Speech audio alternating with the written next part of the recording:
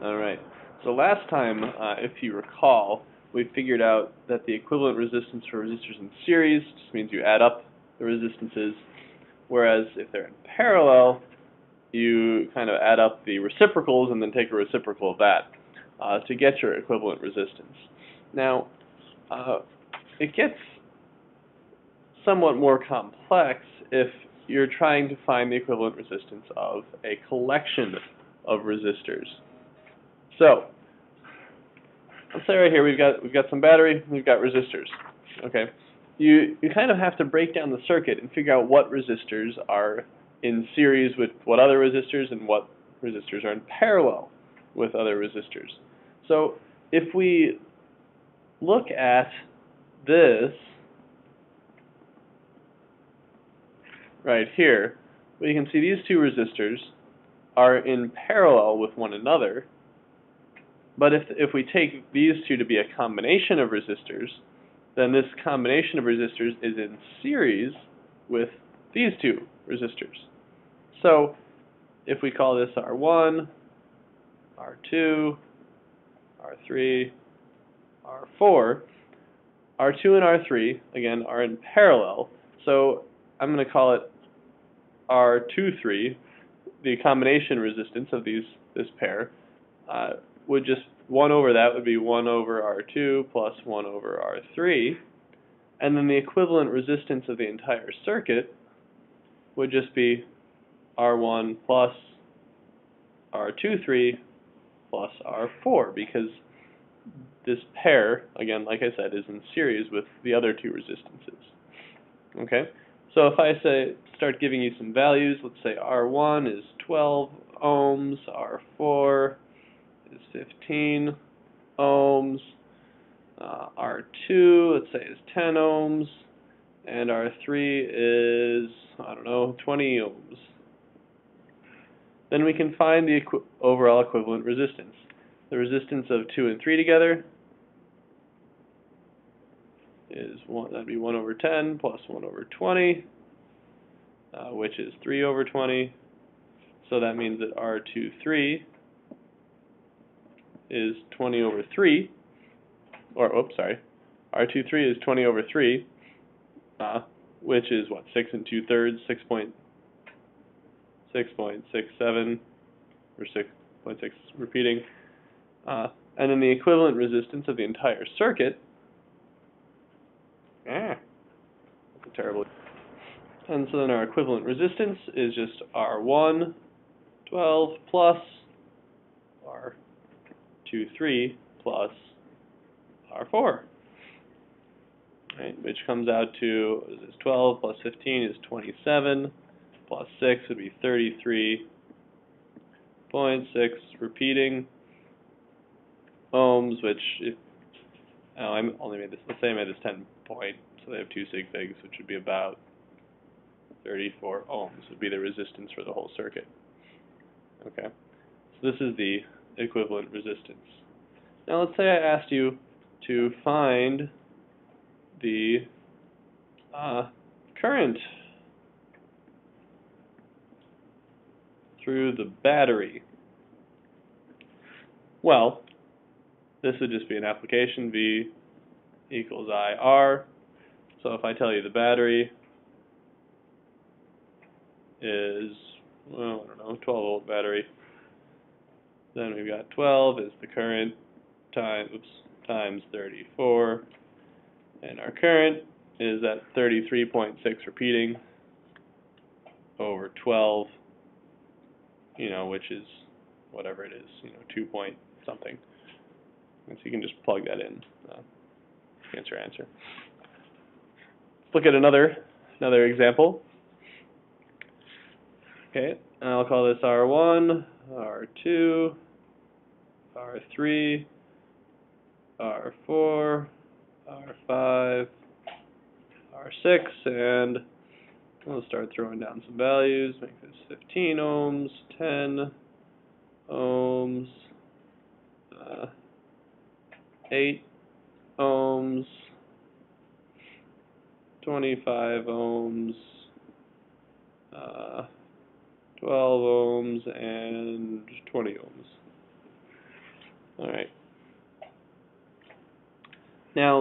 the way I've drawn this, it's actually pretty obvious what's in series with what and what's in parallel with what. Our 1, 2, and 3 are obviously in parallel with each other, so if we want to find the equivalent resistance of that little cluster, we would use the parallel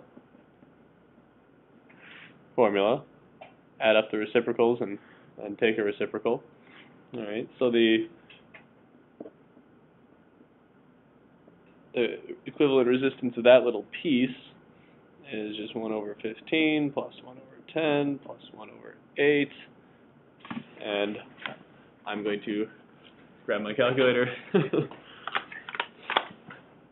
Okay, punch that in. 1 over 15 plus 1 over 10 plus 1 over 8, and then take a reciprocal of that. We wind up getting that the equivalent resistance of that little cluster is 3.43 ohms, and I will store that as A. Alright, this pair is also obviously in parallel with one another, so we can again say 1 over R45 is 1 over 12 plus 1 over 25, so that R45 is 8.11 ohms. You may have noticed I'm not really caring about sig figs at the moment. 8.11 ohms, I'll store that as B, then R6 is R6. And so this cluster, and you can probably see this cluster, and this resistor here are all in series with one another. So the equivalent resistance of the entire circuit is going to be R123 plus R45 plus R6, which is that 3.43 plus 8.11 plus 20, which comes out to 31.54-ish ohms is the equivalent resistance of the entire circuit. Okay.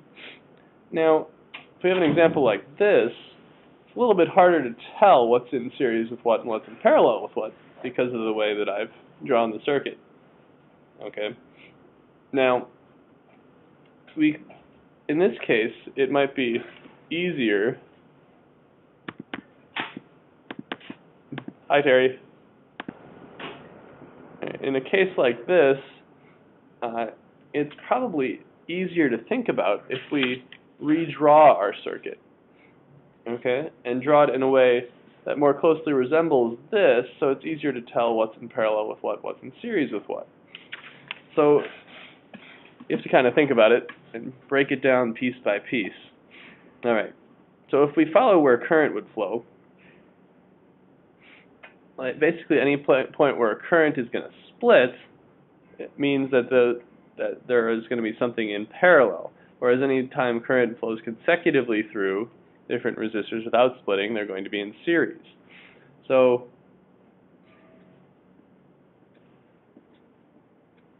if I label all these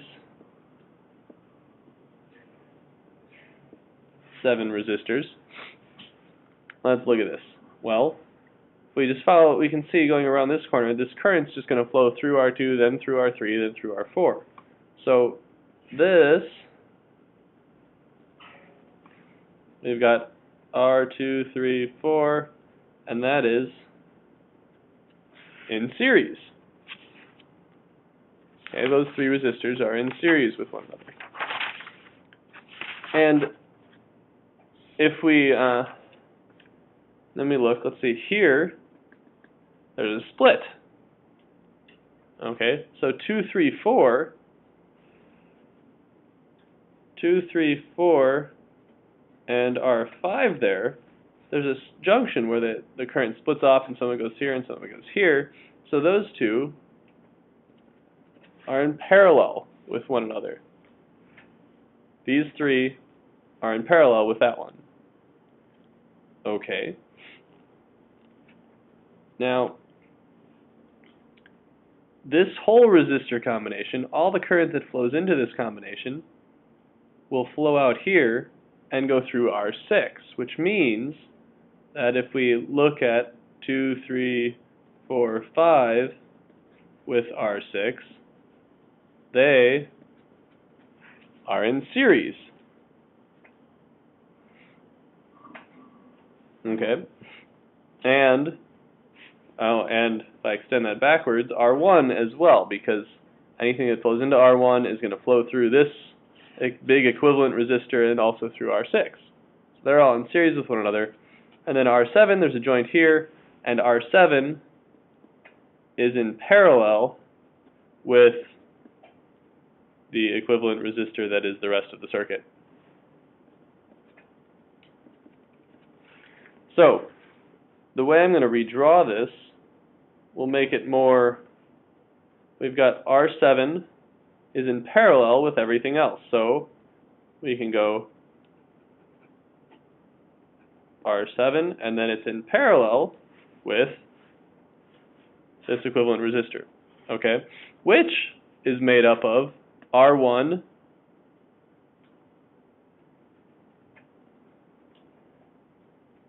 in series with R2, 3, 4, 5, okay?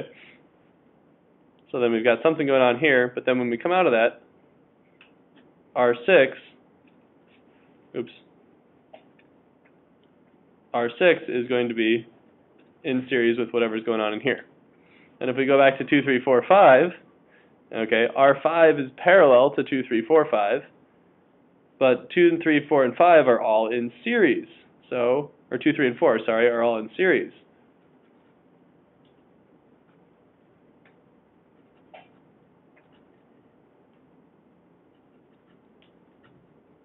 But they are all in parallel with R5.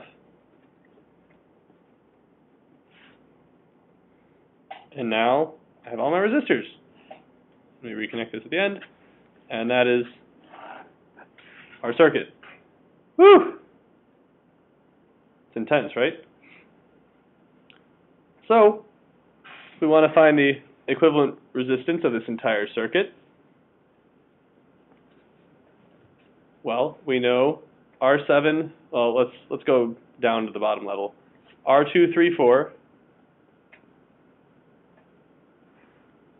Those three resistors are in series. So that's R2 plus R3 plus R4. Then 1 over R2, 3, 4, 5, the combination of all of these together is, I'm sorry, R2, 3, 4. Yeah, sorry, okay. 2, 3, and 4 are then parallel to R5. So that's equal to 1 over R2, 3, 4 plus 1 over R5. Then this whole 2, 3, 4, 5 is in series with 1 and 6. So 1, 2, 3, 4, 5, 6 is equal to R2, 3, 4, 5 plus R1 plus R6, because those three are all in series. And then R7 is in parallel with that, so the overall equivalent resistance we would find by using the parallel thingo. So the 1, 2, 3, 4, 5, 6 combination are in parallel with R7. Okay, and if I gave you numbers for the resistors, then you could chug through it and work out what that was.